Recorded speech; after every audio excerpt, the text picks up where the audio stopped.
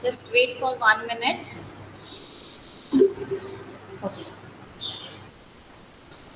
Yes. So today our new topic is administration in the kingdoms.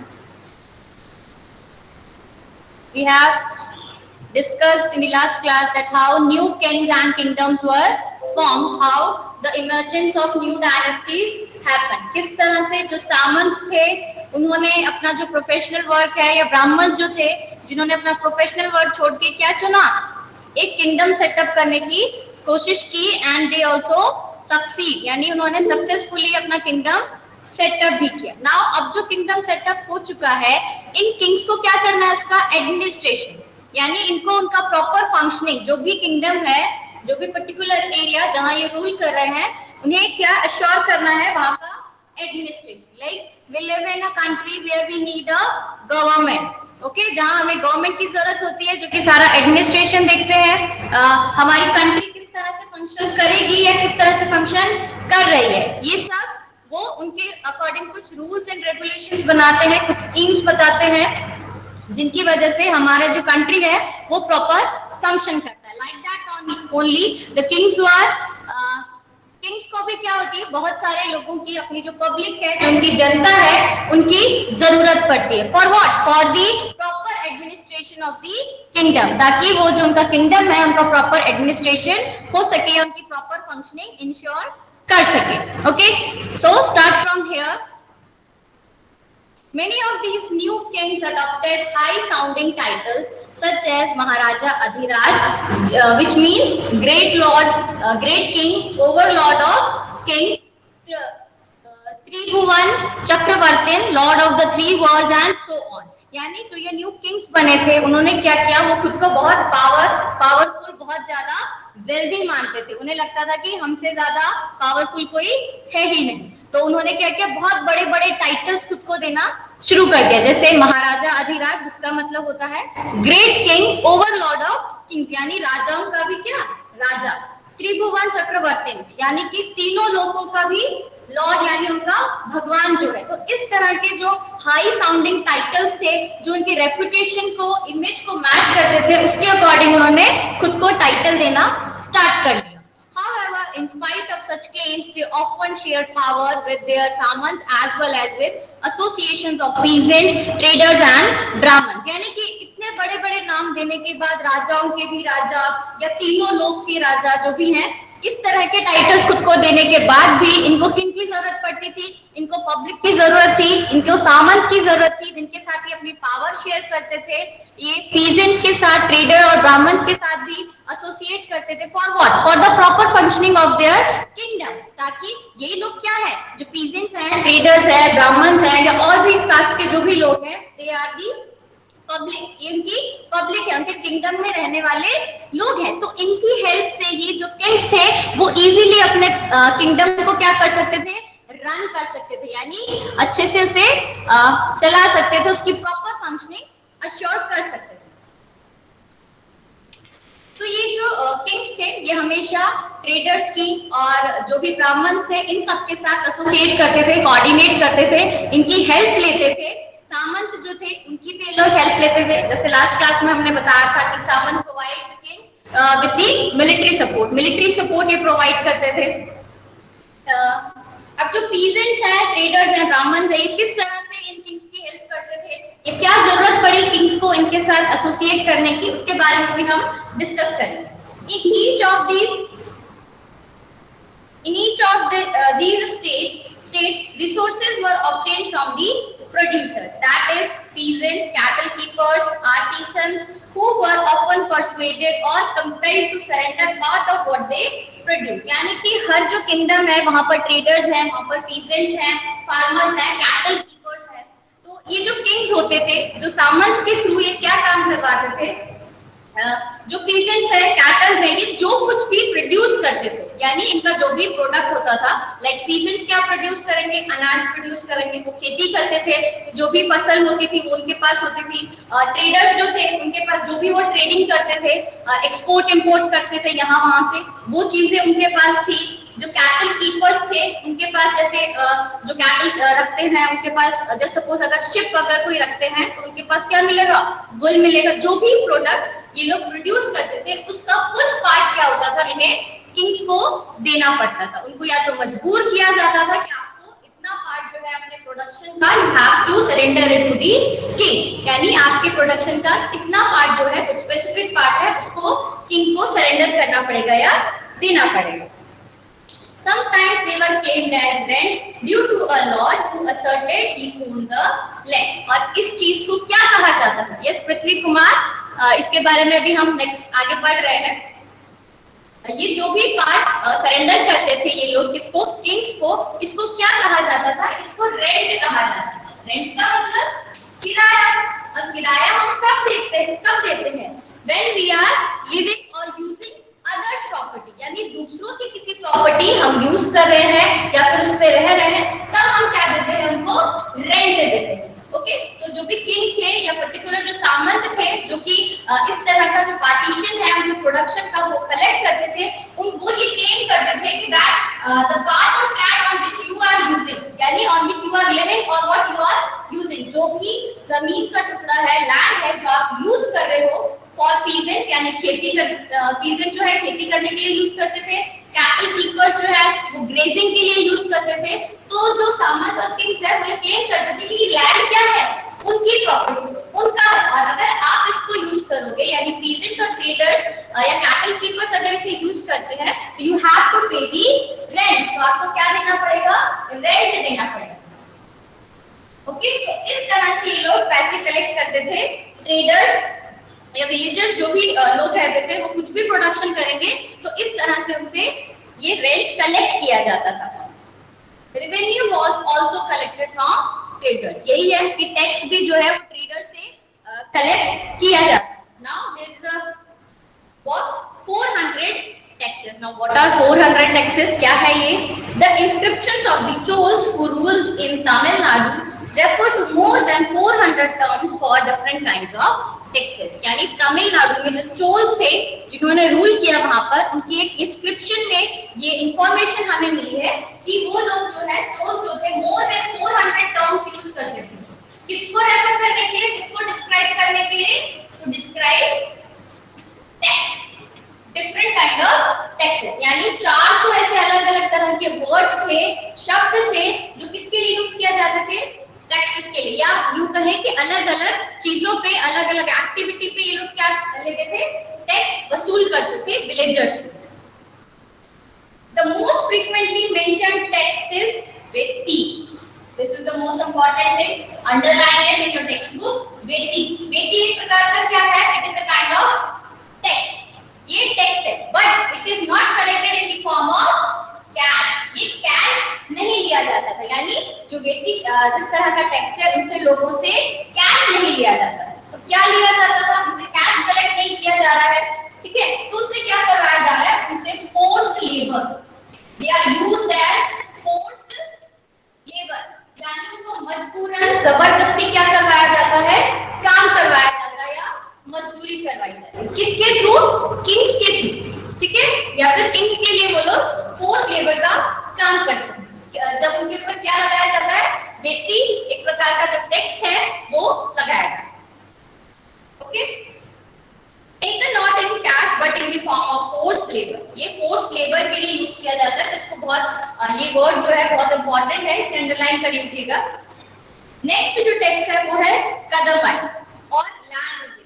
ये इस तरह का टैक्स है जो कि लैंड पे लिया जाता है, जैसे मैंने अभी बताया पर्टिकुलर पीस ऑफ लैंड है इस तरह का, वो किसी किंग जो है वो क्लेम करते हैं दैट यू आर यूजिंग और you are doing farming on our land, यानी हमारी जो जमीन है उसके ऊपर आप अनाज उगा रहे हो, उसके ऊपर आप फसल उगा रहे हो, तो आपको इसका क्या देना पड़ेगा? टैक्स देना पड़ेगा। Okay, so these are the two kind of taxes mentioned over here. ये दो तरह के टैक्सेस थे जो कि यहाँ बताया। इसी तरह के बहुत सारे अलग अलग तरह के, या फिर यूं कहें छोटे से छोटे काम के लिए भी टैक्स लिया जाता था, और इसीलिए जो पब्लिक थी यानी जो विलेजर्स थे वो बहुत ज्यादा इनसे परेशान थे, और इसलिए वो कभी मतलब उनकी जो पॉवर्टी है, जो गरीबी है, वो कभी खत्म ही नहीं हो पाती थी। क्योंकि मोस्टली 100% अगर वो लोग प्रोड्यूस कर रहे हैं तो उसमें से जो 75% पार्ट है उनको तो सिर्फ टैक्स के रूप में ही देना पड़ जाता था, ठीक है। तो कितना बचा उनके पास 25%, ठीक है, विच इज वेरी लेस, जो कि बहुत कम है।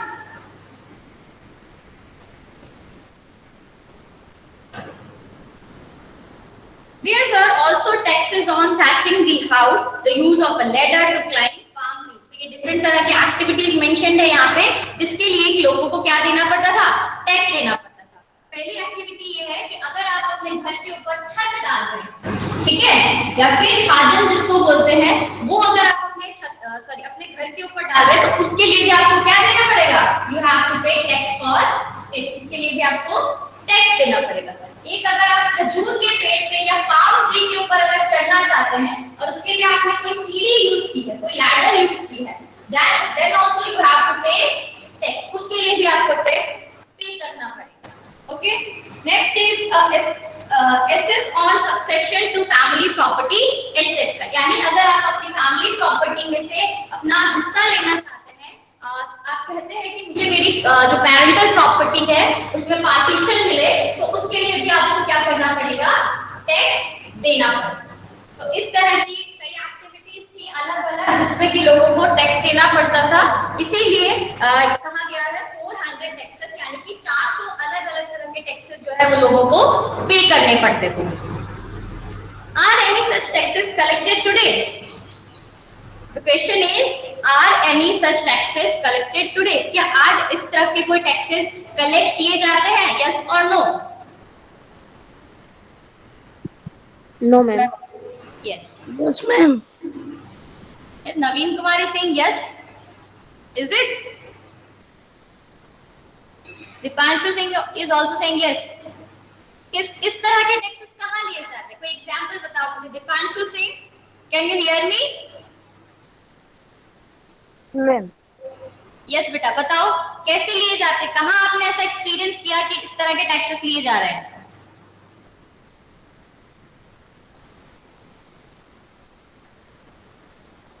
बोलो बेटा, बताओ।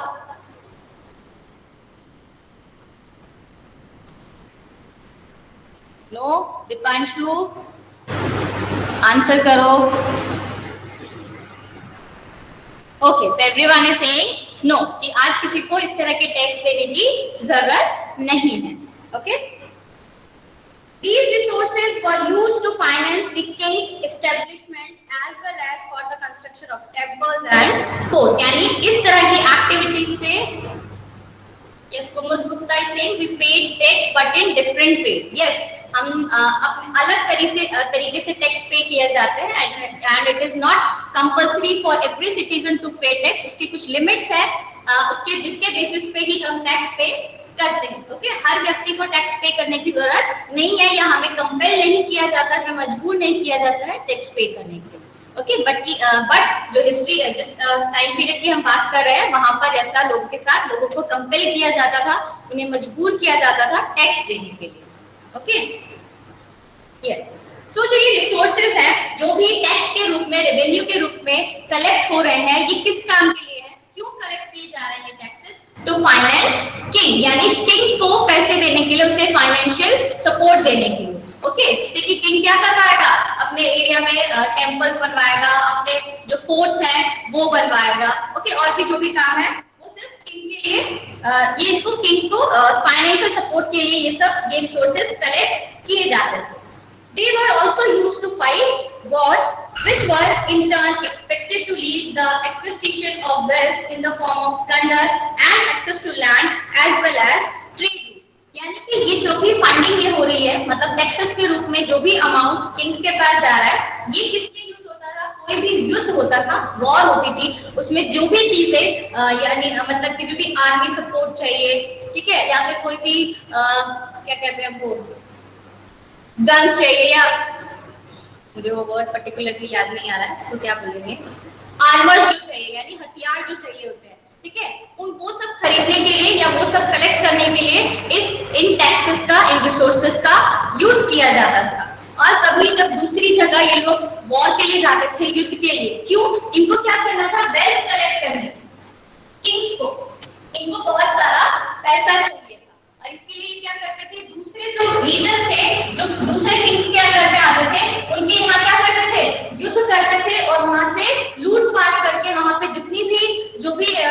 जो भी एसेंशियल चीजें हैं, जो भी बहुत एक्सपेंसिव चीजें, उन्हें वहां से लूट कर ले आते थे, ठीक है। तो और या फिर ट्रेड रूट्स को बनाने के लिए भी इन रिसोर्सेज का यूज किया जाता था। ट्रेड रूट्स का मतलब जहां भी ये जिस भी किंग से ये फाइट करने जाते हैं या फिर वॉर के लिए जाते हैं, अगर ये लोग जीत जाते हैं तो वहां का जो रूट है वो इनके अंडर में आ जाता है, यानी वहां का जो किंग है वो इनके कंट्रोल में आ जाता है, उनके अंडर वर्क करता है।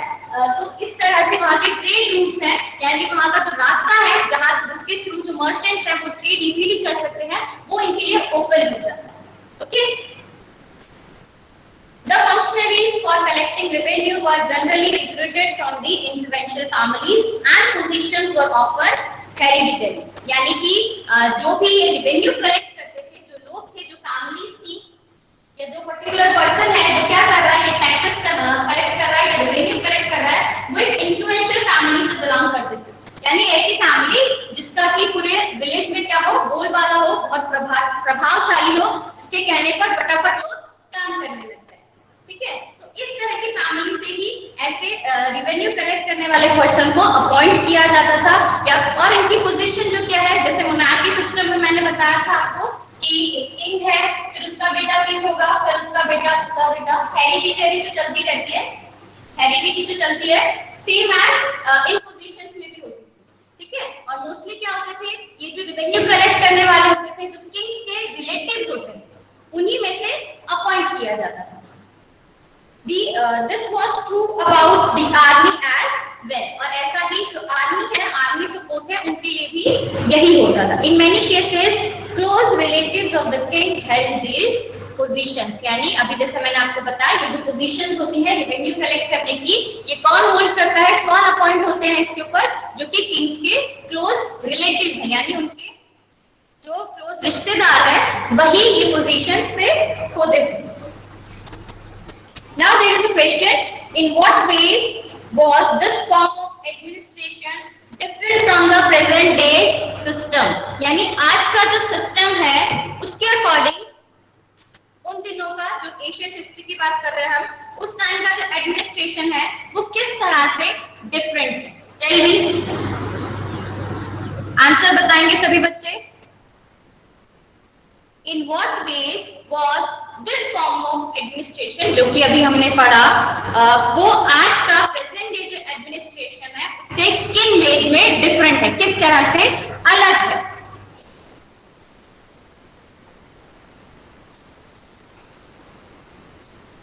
Anyone?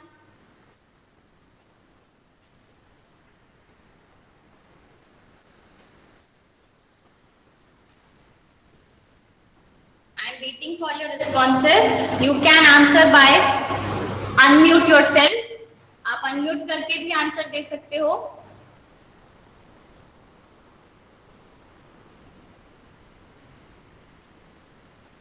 In what ways was this form of administration different from the present day system? Ma'am? Yes.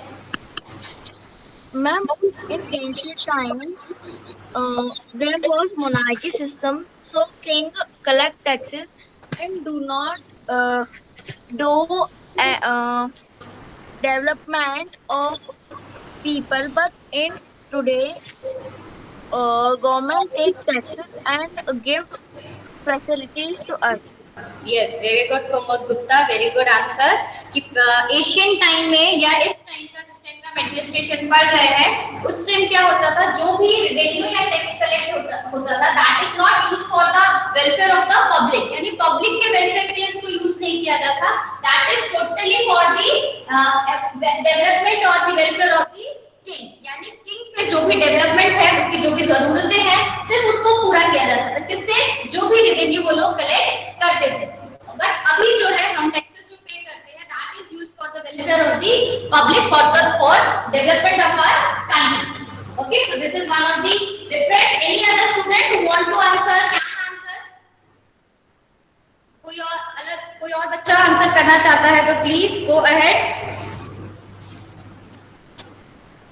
अरे कितने सारे डिफरेंसेस है, you know today how our government works, हमारा एडमिनिस्ट्रेशन किस तरह से वर्क करता है, हमारे लिए कॉन्स्टिट्यूशन है जिसमें सभी पब्लिक के लिए, सभी सिटीजन के लिए कुछ राइट्स गिवन है, ठीक है। तो इतने सारे डिफरेंसेस है। हमें किसी भी काम करने के लिए टैक्स पे नहीं करना पड़ता है, हमारी खुद की प्रॉपर्टी है, हम किसी प्रॉपर्टी को ओन कर सकते हैं, खरीद सकते हैं या बेच सकते हैं, हम फ्री हैं इस चीज के लिए, ठीक है। लैंड रेवेन्यू हमें नहीं देना पड़ता है। तो इस तरह की काफी सारी चीजें हैं जो कि डिफरेंट है। Okay, now the next topic, prashasti and land grants. Let me show you something first. Okay. So here प्रशस्ति and land grants. प्रशस्ति is a हिंदी word. प्रशस्ति हिंदी का एक वर्ड है जिसका मतलब क्या होता है, to praise someone highly, यानी किसी को बहुत ही बढ़ा चढ़ाकर उसकी क्या करना है, बढ़ाई की जाती है, ठीक है।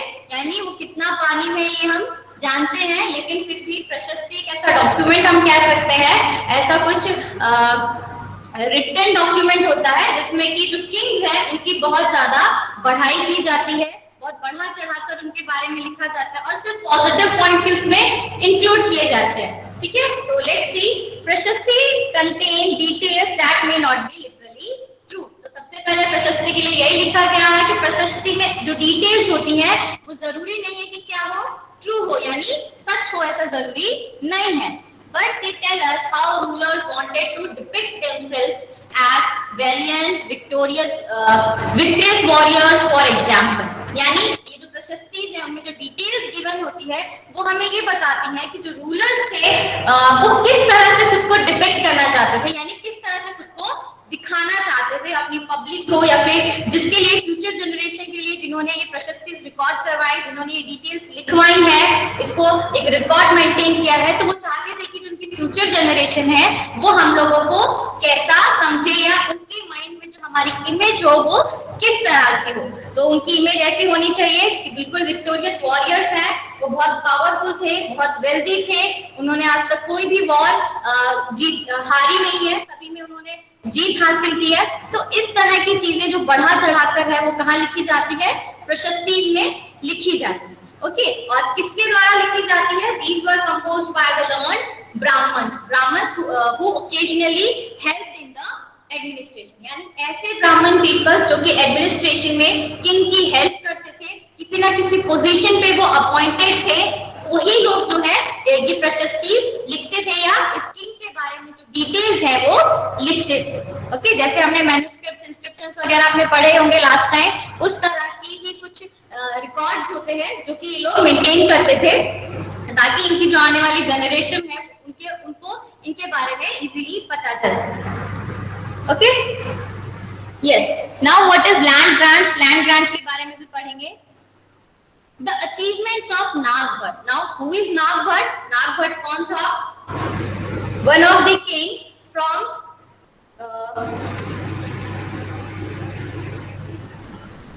प्रतिहार डायनेस्टी। प्रतिहार डायनेस्टी का एक बहुत ही पावरफुल किंग था, कौन? नागभट्ट। अब इसके बारे में इनकी अचीवमेंट्स की डिटेल्स कुछ यहाँ पे दी हुई है, let's see. Many rulers describe their achievements in prashastis. You read about the prashasti of the Gupta ruler Samudragupta last year की जो आपकी 6th क्लासेस में आपने इनकी प्रशस्ति गुप्त रूलर के बारे में, जो समुद्रगुप्त थे उनके बारे में आपने पढ़ा होगा। One prashasti written in Sanskrit and found in Gwalior, Madhya Pradesh, describes the exploits of Nagbhat, a Pratihar king as follows। तो कुछ नीचे इसके बारे में कुछ दिए गया है कि इनकी प्रशस्ति में किस तरह की बातें लिखी गई थी। So the king of Andhra, Sandva, Vidarbha, part of Maharashtra, and Kaling, part of Odisha, fell before him even as he was a Prince. यानी इसमें कुछ ज्यादा ही बढ़ा चढ़ाकर बातें लिखी है और लिखा गया है कि जो किंग है, आंध्र के किंग है या सिंध के जो किंग है, कलिंग के जो किंग है, वो जो राजा थे कौन? नागभट्ट। जब वो सिर्फ एक राजकुमार थे, यानी किंग नहीं बने थे, वो प्रिंस थे, उस वक्त ही ये जो किंग्स थे डिफरेंट पार्ट्स के, ये लोग उनके आगे फेल डाउन, यानी उनके आगे सरेंडर कर देते थे या उनके आगे हार मान जाते थे, ठीक है। He won a victory over Chakrayuth, the ruler of Kannauj. He defeated the king of Wang, part of Bengal, Anand, part of Gujarat, Malab, Kirata forest peoples, Turushka, Vatsa, Matsya, both kingdoms in north India. तो यानी इन particular areas पे जो victory है इस king ने, जो नागभट्ट है, उन्होंने हासिल की। तो इसमें शायद कुछ ज्यादा ही लिख दिया है कि जब वो प्रिंस थे उसी वक्त जो थे, जो किंग थे, बड़े बड़े किंग्स, वो उनके आगे हार मान जाते थे। तो ये है प्रशस्ति, जो अचीवमेंट होती है किसी भी किंग की, उसकी डिटेल यहाँ पर डिस्क्राइब की जाती है। ठीक है, और आप प्रशस्ति में आप देखेंगे यहाँ पे सिर्फ आपको प्रेज देखने को मिलेगी, उनकी बढ़ाई देखने को मिलेगी, उनके जो फेलियर्स हैं। जरूरी नहीं है कि हर किंग जो है जीता ही हो, कभी ना कभी कोई ना कोई फाइट या कोई ना कोई वॉर ऐसी होती है जहां वो हार भी जाते, बट उसको ये लोग मेंशन नहीं करते। ठीक है, yes, now kings often rewarded brahmans by grants of land. These were recorded on the copper plates which were given to those who received the land. यानी जो ब्राह्मण्स होते थे, जो प्रशस्ति इनके लिए लिखते थे, किंग जो है उनको बदले में क्या देते थे, इनाम के रूप में उनको लैंड दिया जाता था, यानी जमीन दी जाती थी, जिसको कि ये कहाँ लिखा जाता था, उसका रिकॉर्ड, यानी कौन से ब्राह्मण को कितनी जमीन, कौन सा पर्टिकुलर एरिया उनको दिया गया है, उनको कॉपर प्लेट्स के ऊपर एज अ रिकॉर्ड लिखा जाता था। which were given to those who received the land, यानी वो किसको, ये कॉपर प्लेट किसको दे दी जाती थी, उस ब्राह्मण को या उस पर्टिकुलर पर्सन को जिसको कि वो एज अ रिवॉर्ड वो लैंड दे रहे हैं। Okay, so carefully observe these plates, copper plates, इनके ऊपर कुछ डिटेल्स लिखी हुई है लैंड की। ये जो पर्टिकुलर एरिया है, ये एक सील है जो कि जो किंग्स है उनके रूल के, जब वो रूल करते थे उस टाइम जो रॉयल सील है वो इस पे लगाई जाती थी। ये एक इंडिकेशन है that this document is authentic, यानी ये इस बात का संकेत देता है, इस बात को इंडिकेट करता है कि ये जो कॉपर प्लेट्स पे जो डिटेल्स लिखी है वो एक ऑथेंटिक डॉक्यूमेंट। ओके, बुक में ये पिक्चर क्लियर नहीं थी, इसीलिए मैंने आपको ये शो की, so you can see the picture carefully कि किस तरह से ये प्लेट्स ऑर्गेनाइज की गई है। This is a set of copper plates recording a grant of land made by a ruler in the 9th century, written partly in Sanskrit and partly in Tamil. The ring holding the plates together is secured with the royal seal to indicate that this is an authentic document. यानी कि एक authentic document है, इसका indication कौन दे रहा है, ये जो पर्टिकुलर सील इसके ऊपर लगाई गई है, इससे हमें पता चलता है। What was given with the land? अब लैंड के साथ और भी क्या चीजें हैं जो दी जाती थी, ओके, या फिर उनमें ये जो हमने देखा यहाँ पे जो कॉपर प्लेट्स है, इनमें जो भी लिखा हुआ है उसमें डिटेल्स में क्या चीजें इंक्लूड होती थी। Now we will discuss about this. Wait for a moment.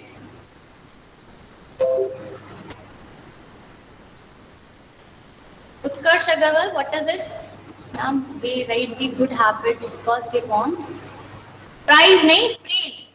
Utkarsh Agarwal, it is not prize, it is praise.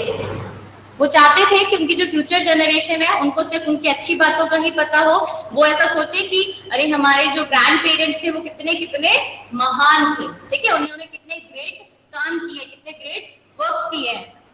ठीक है मैम, मैं ये कहना चाह रहा हूँ, जो ब्राह्मण को जो जमीन दी जाती थी राजा के द्वारा, हाँ, उसे क्या उसे कहते हैं? ब्रह्मदेव कह रहे हैं।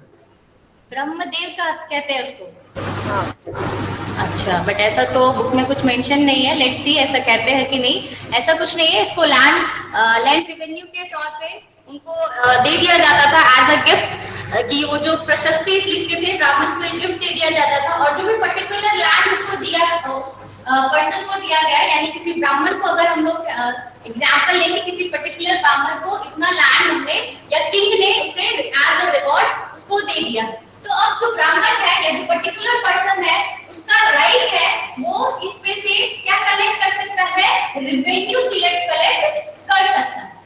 ठीक है, जो particular person particular land piece जो ब्राह्मण ने ऑक्युपाई किया है या उसको दिया गया है एज अ रिवॉर्ड, वो वहां से रेवेन्यू कलेक्ट करता है।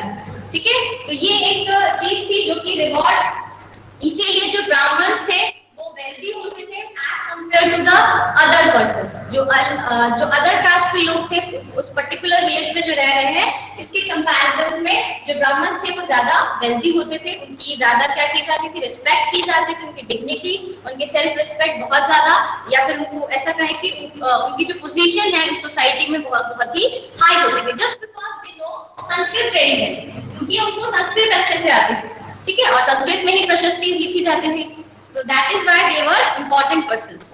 ओके,